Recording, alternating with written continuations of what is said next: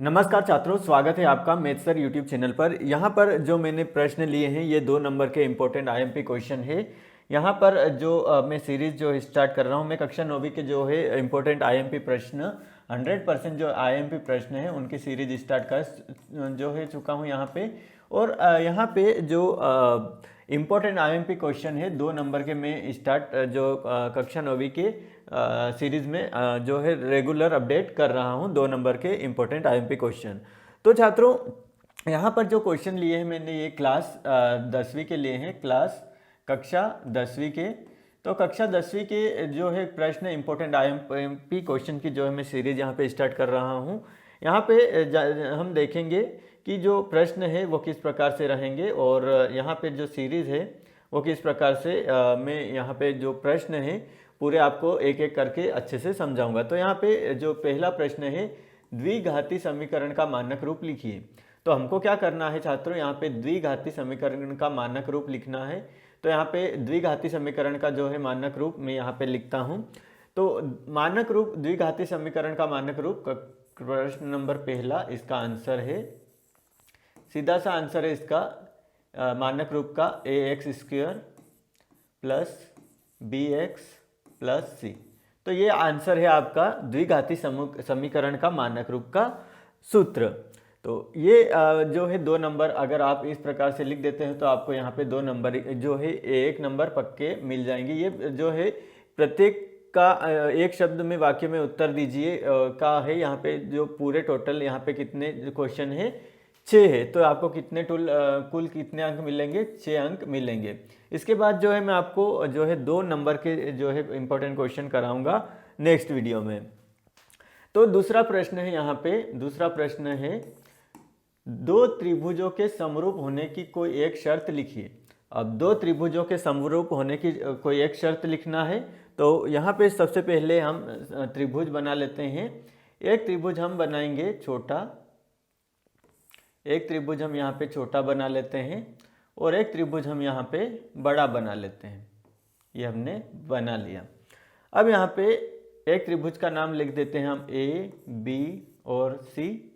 इस त्रिभुज का नाम लिख देते हैं P, Q और R। अब जो पहले 2 त्रिभुजों के समरूप होने की कोई एक शर्त लिख लीजिए। तो यहाँ पे समरूप होने का जो शर्त है, यहाँ पे जो 2 त्रिभुजों के कोण कैसे रहते हैं, समरूप रहते हैं। यानी कि जो यहाँ पे पहला जो बिंदु रहेगा, 2 त्रिभुजों के कोण हैं वो कैसे रहेंगे, समान रहेंगे। समरूप त्रिभुजों के 2 कोण कैसे रहते हैं, समान रहते हैं। तो हम यहाँ पे लिख लेंगे उत्तर, समरूप त्रिभुज के कोण बराबर होते हैं। तो समरूप त्रिभुज के कोण A बराबर हो जाएगा किसके, कोण P के, कोण B बराबर हो जाएगा कोण Q के और कोण C बराबर हो जाएगा कोण R के। तो आपको तो एक लिखना है, मैं आपको यहाँ पे 2 बता देता हूँ। दूसरा जो है, अगर आप 2 त्रिभुजों के समरूप होने की शर्त, अगर आप 2 कोई यहाँ पे लिखने की शर्त आ जाए तो आप 2 शर्त भी लिख सकते हैं। दूसरी शर्त ये है कि समरूप त्रिभुजों की भुजाएं कैसी रहती है, समानुपात में रहती है। ये भुजा इसके समानुपात में रहेगी। तो यहाँ पे मैं लिख देता हूँ, समरूप त्रिभुज की भुजाएं समानुपात होती है, समान अनुपात में रहती है, समानुपात होती है। तो समानुपात किस प्रकार से रहेगी, AB बटे PQ बराबर AC बटे PR बराबर BC बटे QR। तो इस प्रकार से जो है इस प्रश्न का उत्तर हो जाएगा। अगर आपके पास 2 त्रिभुजों के समरूप होने की कोई एक शर्त लिखी, अगर 2 शर्त लिखना है तो आप इस प्रकार से जो है शर्त लिख सकते हैं। कोण A बराबर कोण P और कोण B बराबर कोण Q, कोण C बराबर कोण R। इस प्रकार से आप जो है शर्त लिख सकते हैं। नेक्स्ट यहाँ पे जो हम प्रश्न हल करेंगे वो शर्त जो है यहाँ पे प्रश्न नंबर तीसरा मैं आपको हल करके बताऊंगा। तो प्रश्न नंबर तीसरा, मूल बिंदु 0 0 से बिंदु x1 y1 की दूरी लिखिए। तो यहाँ पे मूल बिंदु से दूरी का सूत्र हम लिख लेंगे। यहाँ पे मूल बिंदु से दूरी बराबर under root x2 minus x1 का वर्ग प्लस y2 माइनस y1 का वर्ग।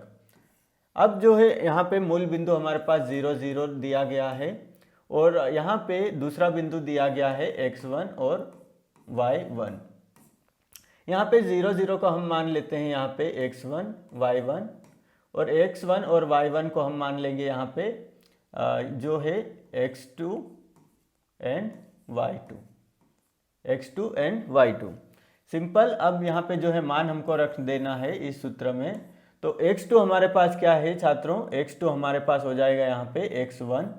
तो हम x1 यहाँ पे लिख लेंगे x1 और x1 हमारे पास क्या है छात्रों, यहाँ पे 0 है तो हम 0 लिख लेंगे वर्ग।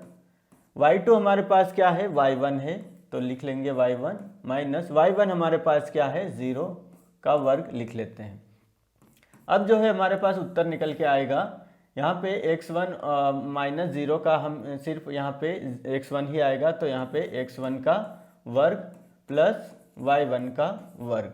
तो ये उत्तर आएगा आपका छात्रों। इस प्रकार से मूल बिंदु से दूरी का सूत्र लगा देंगे और इस प्रकार से आपको जो है परीक्षा में 1 नंबर इसका मिल जाएगा। नेक्स्ट है, किसी खंबे की छाया तथा ऊंचाई समान होने पर सूर्य का उन्नयन कोण कितना होगा। तो यहाँ पे क्वेश्चन नंबर चौथा, इसका जो है मैं हल करके बताऊंगा। सिंपल। सबसे पहले आपको जो है एक खंबा बनाना है। तो मैं यहाँ पे खंबा बना लेता हूँ और खंबा है तो उसकी ऊंचाई है यहाँ पे मान लेते हैं h, इसकी ऊंचाई h मान लेते हैं। और जो सूर्य का उन्नयन कोण, यहाँ पे खंबे की छाया तथा ऊंचाई समान है तो ये इसकी यहाँ पे छाया बनेगी, ये इतनी छाया को हम मान लेते हैं r, इसको हमने r मान लिया। अब सूर्य यहाँ पे होगा, यहाँ पे सूर्य है, ये सूर्य है। अब जो है इसकी किरण आ रही है, ये यहाँ से इसकी किरण आ रही है।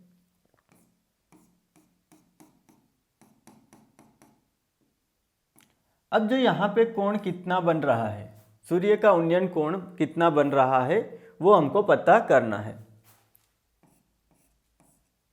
अब सूर्य यहाँ पे है, ये ऊंचाई है किसकी, खंबे की। ये ऊंचाई अगर है तो यहाँ पे जो है इसकी छाया और ये दोनों बराबर जो है छाया, ये ऊंचाई और जो है छाया कैसी है, बराबर है। तो हमको कोण निकालना है। तो यहाँ पे हम लिखेंगे tan थीटा बराबर, tan थीटा बराबर क्या होता है छात्रों, tan थीटा बराबर होता है ये हमारी लंब और आधार।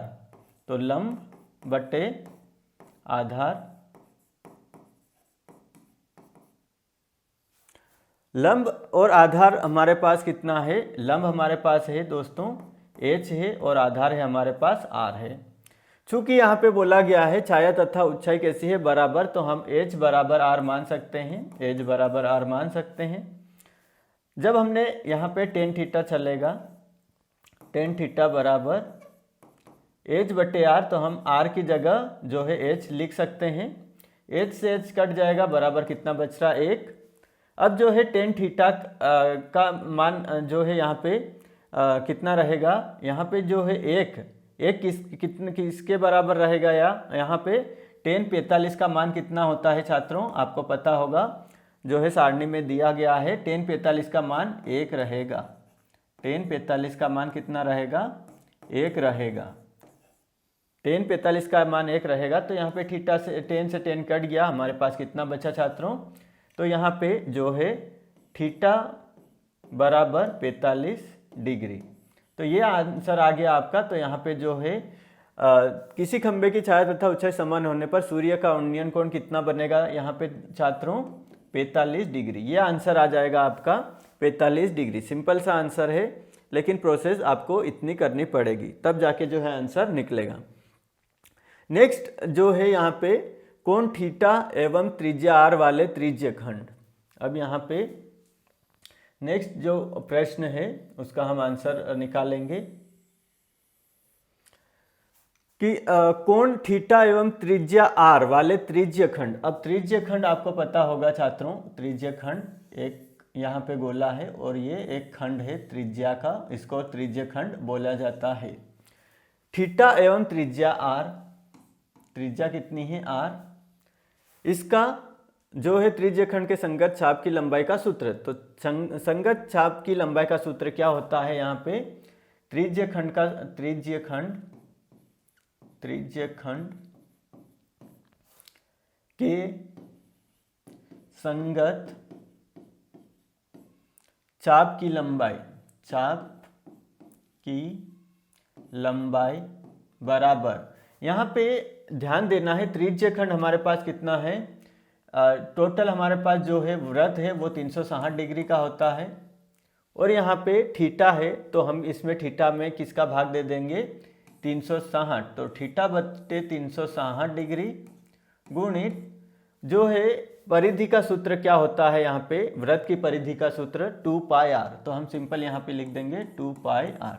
तो ये एक प्रकार से हमारे पास त्रिज्य खंड के संगत चाप की लंबाई का सूत्र हमारे पास निकल के आ गया। तो ये सूत्र है, इस प्रकार से आपको हल करना है। और जो है प्रश्न 5वें का हमने हल यहाँ पे कर लिया, क्वेश्चन नंबर 5 का। नेक्स्ट हम आगे बढ़ते हैं और जो है यहाँ पे क्वेश्चन नंबर 6 का हल करते हैं। 6 का हल लिखा है, वर्ग 20 और 40 का वर्ग चिन्हक यानी कि मध्य बिंदु हमको ज्ञात करना। तो मध्य बिंदु निकालना बहुत आसान होता है छात्रों। यहाँ पे मध्य बिंदु हमारे पास दो वैल्यू दी गई है 20 से 40। मध्य बिंदु का सूत्र हम लिखते हैं, मध्य बिंदु